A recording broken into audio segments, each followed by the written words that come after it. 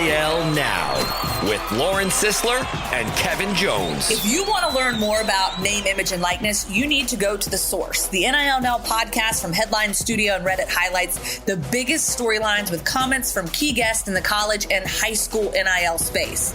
NIL is not a cherry on top. It needs to be thought about as a part of these young men and women's future to, further their careers. You should be able to leave college with something. Subscribe to NIL Now on Apple, Spotify, Google, or wherever you listen to podcasts.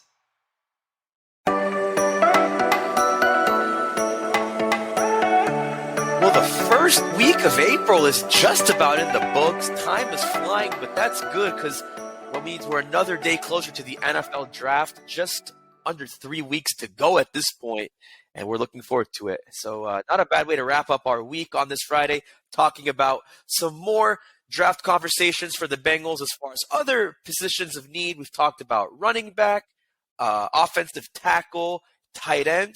So now we're going to look at cornerback, talk about more defensive prospects for the Bengals. Welcome into another pre-draft edition of the Strictly Stripes podcast. Muhammad Ahmad, Andrew Gillis, Mike Neislick, all back together after my special guest Lance Reisland joined me on Thursday as we talked all things Joe Burrow. Now we're talking all things draft. So guys, what we've kind of been doing, obviously, to refresh those who didn't tune in earlier this week, I had you guys kind of lay out who would you pick at tight end and in what round and why. Same thing with running back, same thing with offensive tackle. Before I actually get you guys' take on who would you want the Bengals to pick and win at cornerback, I want to actually kind of get your thoughts first off on just considering with the flexibility of 20th overall pick. We've talked about all the positions I mentioned. We've even talked about edge rusher as a possibility, which we'll talk about in the future. But would it be crazy for the Bengals to consider cornerback at the number 20 overall pick? I mean, I know we've talked about it before, but with all that we've discussed up to this point, does it just feel more out of the ordinary for the Bengals to do that, or do you think that's still something that's within reach? No, I don't think a first-round cornerback is necessarily the craziest thing in the world. I mean, I would be surprised by it. This kind of gets into a bit of a hint as to who I'm going to say for one of my guys later in the podcast. But I think if you're going to talk about premier positions in the NFL draft, think about what they are. They're offensive tackle. Assuming quarterback is obviously not a part of that because that's a given. You're talking offensive tackle, you're talking receiver, you're talking pass rushers, and you're talking defensive backs. And to me, it's kind of hard to justify, or it's not hard to justify drafting a player at one of those premium positions in the first round. If you really like a corner and think that, they can help you, that to me doesn't sound insane. So again, cornerback is such a valuable position in this league that, if you're sitting there at 28 and, hey, you really like Keely Ringo, if you really like Deonte Banks, those are two guys, I think if you really like them, pull the trigger. Yeah, but you better not be reaching at that point. You better be trying to get value because it's not a position necessarily that's a huge, glaring need for this roster. And it's not a guy that necessarily will have a lot of time to play. They know more about Cheeto's injury status than we do, obviously. And so I think it's dependent upon that. But if he's good to go, he was one of the best quarterbacks in the league before he got injured last year in terms of production and numbers. I don't think you're looking for necessarily his replacement right off the bat. I think he's a guy that is very important to this defense. And so I think it's not sort of a priority, but if you can get somebody that, was a higher guy that fell, that you see some value in, maybe. But I also think that's more of a depth pick at this point where, I've stressed kind of throughout this week where I sort of view it the other way, where you're trying to prioritize. You're not trying to prioritize, replacing guys in the future. You're trying to find guys that can contribute now, not just on special teams or, in mop-up time against, Carolina Panthers like last year. You need somebody to help this team, and I don't necessarily think at cornerback right now that's going to happen for a first round pick. You guys really kind of lay out the case there of what it should look like. I like what Mike said about, you better not be reaching in the sense of like you really know what you're getting and it's kind of a must-grab player. And I think some people maybe listening might have some anxiety as to whether or not the Bengals draft a corner in the first round, really because you look at the 3 cornerbacks they drafted in the first round in the last decade, Dre Kirkpatrick, Darqueze Dennard, and William Jackson III. Other than maybe Kirkpatrick, who I still don't think really lived up to the bill that he should have lived up to, those guys didn't work out. I mean, Dennard didn't really play much his first few years. I mean, Jackson, just that really went out the wayside. I mean, he's moved around so much for that reason. So, I mean, they clearly didn't work out, and I think they've probably learned a lot from that. So it's not that they're going to shy away from that, but I also think, kind of like Mike said, like if you're going to make that decision like you've done before, like you got to really, really make sure, especially knowing you have other big holes to fill. So I'm so glad you mentioned that because there's a lot of historical context to a pick like that in the draft. But to kind of go back to the question of who would you guys want to get and when would you want to get them, who are, like we've been doing with the other picks and other positions, who would you guys want to get at cornerback, and when do you think the Bengals should get, X, Y, or Z player in the draft? Yeah, I think Mike went yesterday, so I'll go first today. There you go. So to me, one of the guys who I really, really like in this class is Julius Brents, the cornerback out of Kansas State. He's 6'3", 198 pounds, and he's got 34-inch arms. I mean, that's pretty big to play cornerback in the NFL. But, he ran a 4.53 40-yard dash at the combine.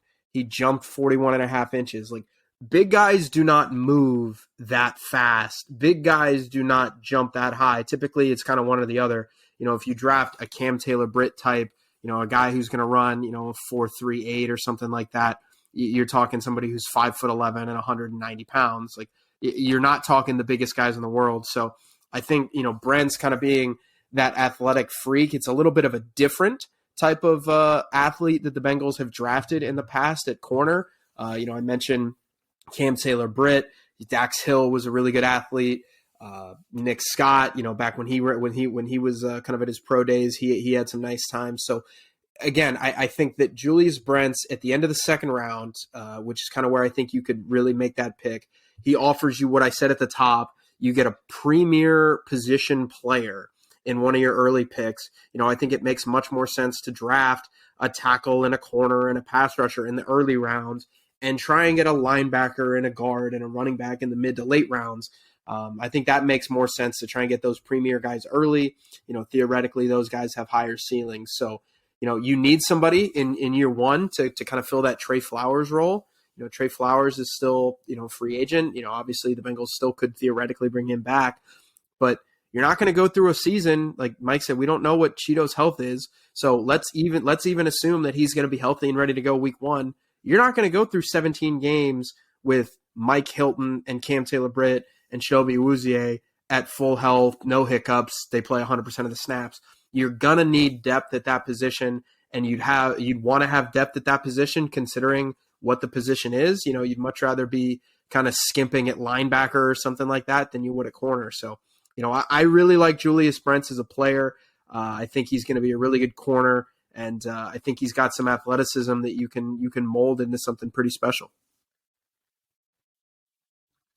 Yeah, he was on a list. Like, you're going to go early, a guy in the first 3 rounds. Brent's probably, like you said, second round range would be a good pick. Not scheme dependent either. I think one of the important things when you're looking at a lot of these guys is trying to find a guy that could match with what Lou Anarumo likes, which is sort of mixing up coverage. So you're not looking at a guy that just is good in man or just good in zone. I think you have to have versatility, and I think that's really important. And I think Julius Brents fits that bill. I think a guy in the top 3, DJ Turner from Michigan, a little smaller of a corner, but ridiculous athletic numbers. 4.26 40-yard dash. I think is a guy that fits that mold. But like I said, I would look outside the top 3 rounds for a cornerback. I think kind of the guy, in around 4, would be, Garrett Williams out of Syracuse, 5'10", 192 pounds. Like I mentioned, scheme wise, I think could fit, as an outside corner that could do both, which is what Lou Anarumo likes. He had an injury last year, but should be ready for the start of the season. And I think that might even, knock him down a little bit, where you could get him in that fourth round, solid, and get some value there. So was very productive when he was in the lineup. But like I said, I think you look outside those top 3 rounds. One pick that intrigued me was that Noah Daniels out of TCU, who's very his injury history is crazy, but has been sort of like this guy that people say would have been a consensus, first round, second round pick if he had stayed healthy throughout his college career. He's a guy where the Bengals can take a chance in a late round pick because you can be able to develop somebody. Because I do think you don't need this. It's not necessarily a position that you need to find somebody that's ready day one, that you can take a flyer on somebody like that and try to get a home run in a late round pick. Yeah, I think that's what you really laid out there is important because Lou Anarumo says, give me edge rushers and give me corners. Those are 2 of his favorite positions. He said this, even at the combine. I'm pretty sure he said that. Yeah, he said that then. And, you laid out what does he look for. You want someone who, it's cliche to say, multi-dimensional, but can you play man? Can you play zone? Can you play different base defenses? And actually, to that point, Mike, that's actually why I think who I'm about to say would be a great fit for the Bengals, not just for those reasons, but because, ball just doesn't lie. This guy, I think, is the real deal. And that is someone I've mentioned on this podcast, who I'm going to mention again, and that's Emmanuel Forbes, cornerback from Mississippi State. I mean, he's got the size, 6'1". He's got, 32-plus inch arms, which for a corner is really good if you're trying to, get a guy who could reach. I mean, his athleticism, his production, the combination of the 2, the synergy is just amazing. I mean, he was the second highest graded cornerback at the combine, according to NFL Next Gen Stats. His 40-yard dash, a 4.35, one of the fastest at his position. The dude's got speed. He's got reach. He had 3 pick sixes. I think it was his junior year. Yeah, it was his junior year. 3 pick sixes, tied 3rd nationally with 6 total interceptions last year. And he also had 3 pick sixes then. He holds the NCAA record for most touchdowns returned on an interception. So he made history while he was at Mississippi State playing for Mike Leach, one of the great minds. May he rest in peace. But he really coached him well, one of the better players at Mississippi State. The only concern I would have with him is he's so aggressive that maybe he'll be like a double move target for receivers who might take advantage of that. Maybe he needs a little more discipline playing, high to low in zone coverage. But, I mean, his pre-snap recognition, when you look at his video, just the reads he has before the ball is snapped, just the way he uses his length as a recovery tool, it's really hard to throw over the top with him. And, I mean, I think he's projected more in the second round, especially I think he was more second, third round, but after the combine, he seems to be more of a second round guy. So, I mean, you just look at his physicality, his numbers, the different defenses he played at Mississippi State. He played different formations, which is why I think the Bengals would love that. He's met with Lou Anarumo, and he said at the combine that Lou Anarumo is a guy who, shoots you straight, and that's kind of what Emmanuel Forbes likes, and it seems like maybe that's what the Bengals like. I believe I saw a report that the Bengals are set to host him, or he's supposed to – they're going to do something with him. The Bengals are going to meet with him at some point in the coming days. So, we'll see what that means. But, yeah, I really think that's a guy that the Bengals should target.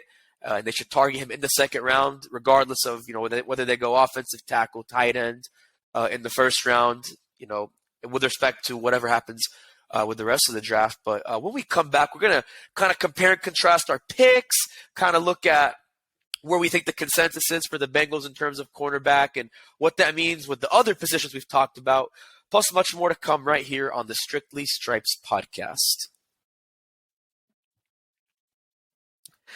Hey, thanks for staying with us on the Strictly Stripes podcast. Before we get back into our cornerback on we get back to our discussion, rather, on pre-draft cornerbacks. I want to remind you guys to sign up for Cincinnati Football Insider.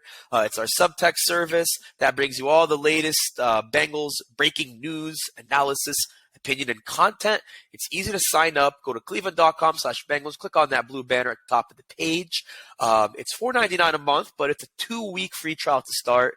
And believe me, you're not going to want to cancel when you see how awesome the Cincinnati Football Insider community is. So again, make sure you do that. It's easy and it's worth it. So we've talked about who we think the Bengals should target at cornerback in this year's draft. And I think me, Mike, and Andrew had some different but very similar picks. Like between who I picked with Emmanuel Forbes and with who Andrew picked with Julius Brents, like, does that kind of fit the mold that you were talking about that Lou Anarumo was looking for in a cornerback? Or do you think it's just hard to say at this point? Well, I think Brents does, certainly, but I also, like I said, for me, I just view I would not take a corner in the first 3 rounds. I think Brents would be a good pick. Forbes, I'm not sure that he'll be in their sort of range. I've seen him even go high as like the mid in the first round. So, I think that for me, yeah, those guys fit, but it's more just I view it as a position not of need right now, and I think they should be, unless like I said, there's a guy that slips. I think they should be focused on adding talent that could has space to play in the lineup week 1, and I just don't necessarily see that unless Cheeto's behind in his rehab, which is kind of been the opposite of what they said. They said he's kind of ahead of the timeline, to focus on that. Andrew, what do you think of Emmanuel Forbes? Like, is that a guy that you think might be a good pick in the second round for the Bengals if they go that route instead? I mean, I would prefer the guy that I said over him. But if it came down to it, like if he wasn't available and Forbes was, like, what would you think of that? I mean, I think you kind of look at some of the corners that this team has right now. Cam Taylor-Britt, obviously second round pick last year, ran a 4.38 40-yard dash at the combine. Cheeto, when he was a 2017 draftee of the Cowboys, ran a 4.43 at the combine.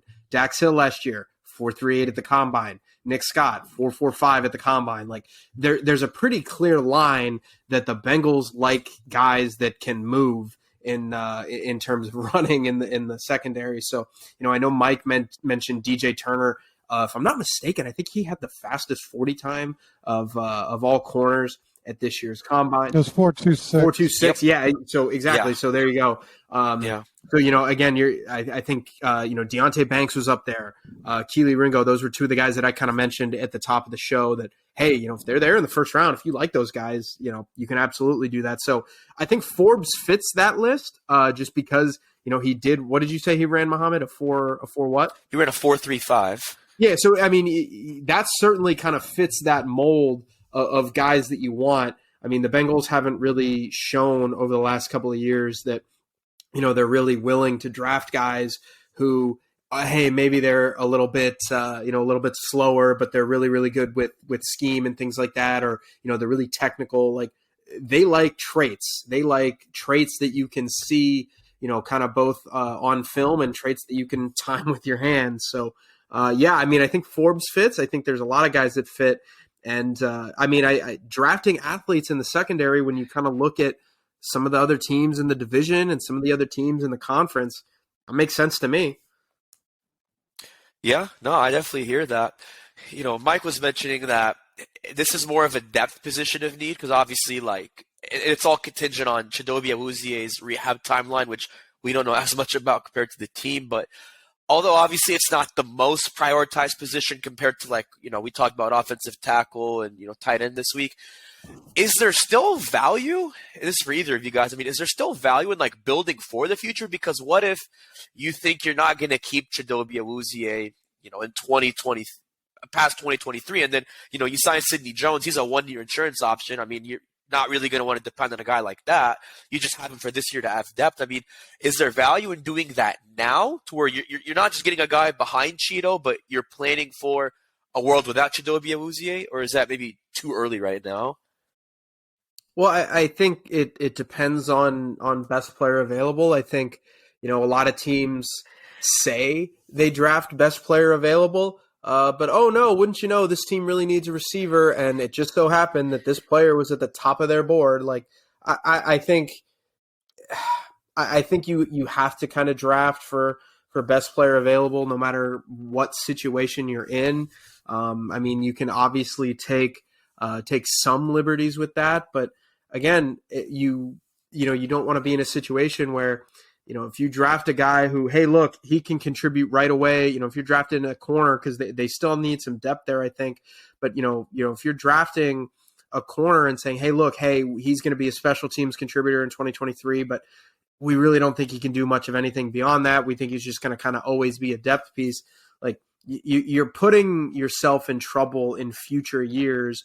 And those are the years that you're really going to need some younger, some cheaper guys to kind of step up, because this team is going to get more expensive. I mean, and by that, I mean the best players on this team are going to get more expensive. Burrow, Higgins, Chase. I mean, whether or not you keep all those guys is one thing. You're obviously going to keep Chase and Burrow, but I mean, T. Higgins is still going to cost a lot of money. And even if T. Higgins is gone, you're still paying, Joe Burrow and Jamar Chase, $70, $80 million. Like, that's a lot of money. So I just think, you're going to need players that can play. And, I think if you can kind of get yourself in a hole long term, if you start drafting players for 1 or 2 years for kind of a short term gain. Yeah, but I mean, if this is the year to do it, right? Like, I mean, I think finding an impact player, even, I mean, I don't know why it'd be, for 1 or 2 years. Like, I mean, you'd hope they'd work out more, but I mean, I think you need the biggest impact now, because you're set up to win the Super Bowl now. Like, I drafting a player that you can start in 3 years and project out, I think would be just kind of crazy at this point. I think that they, need to get over the hump. I mean, they came close to the Super Bowl each of the last 2 years. You could see how quickly it could vanish. In the Rams and other recent, Super Bowl level teams. Saw the Eagles, the turnover on their defense this year. I just think you go for it. Worry 3 years. Worry about that cornerback that you're going to start 3 years from now. Later, I think you need the guy now that could help you. But couldn't you? So, kind of on that though, this is more of a roster building question than a cornerback question. But I mean, couldn't you make the case? I mean, the Bengals. The odds are the Bengals are not going to win the Super Bowl next season, and I don't mean that to say they're bad or whatever. I'm just saying that the odds are they're not going to. I mean, you've got the 49ers should be better than they were a year ago. The Eagles are still really good, and that's just across the conference. You've got the Chiefs. I mean, the Chiefs beat them in the AFC title game. The Ravens, you could argue, should have beat them in the wild card game. Like, the Bills are still going to be really good. Who knows what's going on with the Chargers? Maybe Trevor Lawrence is really good. Like, I just think you can kind of talk yourself into, hey, one random weekend you lose in the divisional round, and then what do you have to show for it? So, like, couldn't you make the case that, like, anything can happen? You need to kind of understand that and build your team for as best as you can get it, kind of whether that's this year or next year and beyond. I think you can make that case, right?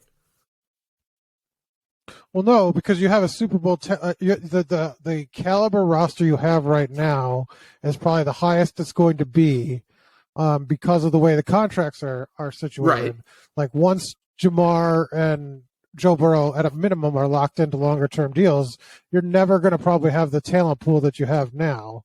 So I think even though other teams are better, whatever the landscape is, you have the best roster you're going to have probably the next 5 years. So the idea is to get, you need short term. You want to get that boost because you're so close. And I think you need to amass the talent now for that short term. Prioritize that now over, something in 3 years when your roster is going to be less than no matter what. I think I agree with you. I just think that's a free agency argument. I don't think that's a draft argument. I think I agree that should be the kind of the philosophy for free agency where, hey, look, this is a short window. Like, if we're going to spend pissed off teenager with mom and dad's credit card, like, now's the time to do it. I think that's kind of the way you look at it with free agency, but with the draft, I wouldn't do that. They sort of didn't do that in free agency. I mean, they signed Brown, but then sort of pinched pennies elsewhere. Right. I think I think it translates into the first 3 rounds. You have to draft players that are ready and at positions that can play. So that's kind of how I define it. Not, you're not going to be able to do that all 7 rounds. That's not the philosophy that should carry you through the late picks. But finding guys, don't draft a project in the first round. Don't draft a tackle that projects well in 3 years, because I think there is a difference between guys. If like a, Nolan Smith or something drops to you, I mean, I think that's probably an extreme example, but yeah, maybe pass rusher is not what you need in 3 years or how you wanted to build it, but he's maybe the guy that could give you the biggest boost now versus a tackle that can't get in the lineup. If you keep Jonah Williams, that's kind of how I view it, because they did not splurge in free agency, so they do need guys at multiple positions to make an impact. So that's why you can't be drafting a corner when you need a running back that's going to play. Like, I don't think Chris Evans is it, So or Travion Williams and a tight end, Devin is not a guy that you should be, your second team tight end. So that's kind of how I see it. So Andrew's kind of looking at it from more of like, excuse me, he's looking at it from more of a, hopefully he gets in, but more so you want to just focus on the future as much as you can, whereas Mike is more like, I don't want to say instant gratification, but more like, nope, get it done now, push now, work now, and then whatever happens in the future beyond, like I should say 2023. So is that kind of like where you guys are with it, where Mike's like, get it all done now, and Andrew's like, slow and steady wins the race? Is that kind of how you guys look at this in terms of like the draft process? Sort of. But I mean, I think you stick to your board, and I mean, if you're sitting in the 4th round and there's a receiver that you have a 2nd round grade on, I'm cool with that. Like, because again, it might not help you in 2023, but it might help you in 2023. T. Higgins was kind of banged up this year. Jamar Chase got banged up this year.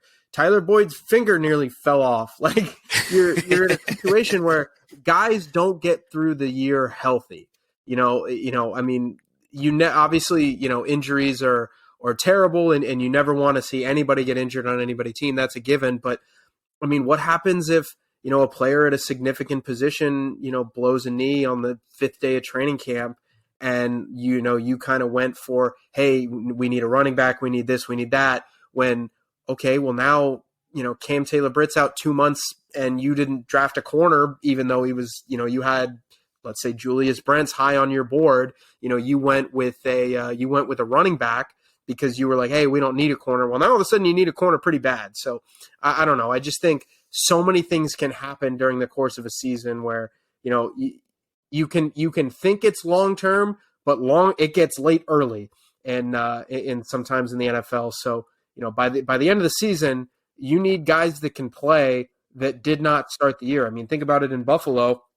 I mean, Jackson Carman was playing on the offensive line. Max Sharping was starting. Like, you had a pretty much a completely revamped offensive line. You had 3 new guys compared to week 1, and Ted Karras got hurt in that game, and he played through it. And you never know what can happen. So I just think, if you were gonna do hey, we're gonna worry about the future later, we're gonna sign a bunch of guys now, it was in free agency. When it comes to the draft, I don't think you can do that. Yeah, I think the reason why I'm kind of glad this discussion went the way it did is because, like, we talked about those first 3 spots, like tackle, tight end, running back. Like, you need those now. You need them to get the ball rolling in 23. But quarterback's one of those great years where it's like, yeah, I mean, you need a corner. You need someone. But, like, how far do you need to focus on that in the draft? Like, do you really need to focus on it that early? If so, I mean, like, I'm kind of like with what Mike was saying, like, you got to make sure it's an impact player. That's why I think Forbes in the 2nd round would be good. And I think that's somewhat consistent with what I've said with other positions about, like, where you fill the holes left and right with that. I think if you want to just kind of do like an honorable mention of like other guys at cornerback that I didn't mention, if you want to focus later in the draft where it's a mix of like, yeah, if they play now, they'll be fine, but they're also going to be better in the future. Kind of like how Mike said, Garrett Williams, kind of behind him. I like Eli Ricks from Alabama. I also like Clark Phillips from Utah. Phillips is actually an interesting one because he reminds me a lot of Emmanuel Forbes, except that Phillips plays more in the slot, so he'd be really good for like that Trey Flowers backup role behind Mike Hilton. He also has 4 pick sixes, so that's where he's kind of similar to Emmanuel Forbes. But yeah, I mean, he's a lot smaller though, which is the biggest knock on him. Doesn't change what he put production-wise in college and the combine, but that's kind of my honorable mention there. I just wanted to throw that out there. I've also written about both of those guys, so if you want to read about that, you can check that out on our website. It's a little bit older, but it's over there on our Bengals page. But stay with us in the coming days and weeks, because next week we're going to pick up where we left off with more conversations about the draft. I know I said we'd talk about the what-if question with Joe Burrow yesterday, the day before yesterday, rather, but we're going to actually get to that next week. It's going to be a fun podcast next Thursday that you don't want to miss. But once again, for myself, Andrew, and Mike, I'm Mohammed Ahmad. Have a great week.